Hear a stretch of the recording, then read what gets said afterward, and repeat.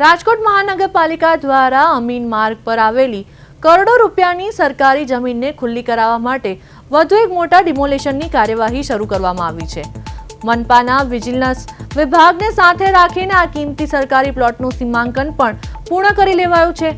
Waste ઝોનમાં આવેલા હિંગળાજનગર વિસ્તારમાં લાંબા સમયથી ખડકાયેલા આશરે 70 જેટલા ઝૂંપડાના રહેવાસીઓને તંત્ર દ્વારા આ જગ્યા ખાલી કરવા માટેની સત્તાવાર નોટિસ ફટકારવામાં આવી છે। તંત્રએ સ્થાનિકોને આગામી 15 દિવસમાં સ્વેચ્છાએ જગ્યા ખાલી કરી દેવાનો આદેશ આપ્યો છે। બીજી તરફ તંત્રની આ અચાનક આવેલી નોટિસને પગલે સ્થાનિક ગરીબ પરિવારોમાં ભારે રોષ અને ચિંતાનો માહોલ જોવા મળી રહ્યો છે।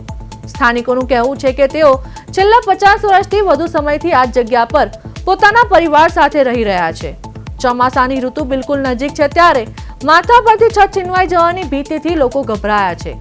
પીડિત પરિવારોએ માંગ કરી છે કે કાં તો આ કાર્યવાહી ચોમાસી ઋતુ પૂર્ણ થયા બાદ કરવામાં આવે અથવા તો તંત્ર દ્વારા તેમને રહેવા માટે કોઈ યોગ્ય વૈકલ્પિક વ્યવસ્થા પૂરી પાડવામાં આવે। હવે જોવાનું એ રહેશે કે માનવતાના ધોરણે તંત્ર આ ગરીબ પરિવારોની બુલડોઝર ફેરવી છે કે નહીં।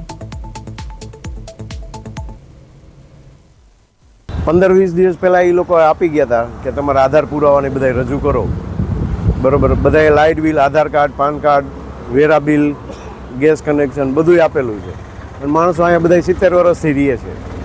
તો આજે હવે 15 દિવસમાં ખાલી કરવાનું કે પબ્લિક બધી જાય ક્યાં? શું પુરાવા રજૂ કર્યા હતા તમે?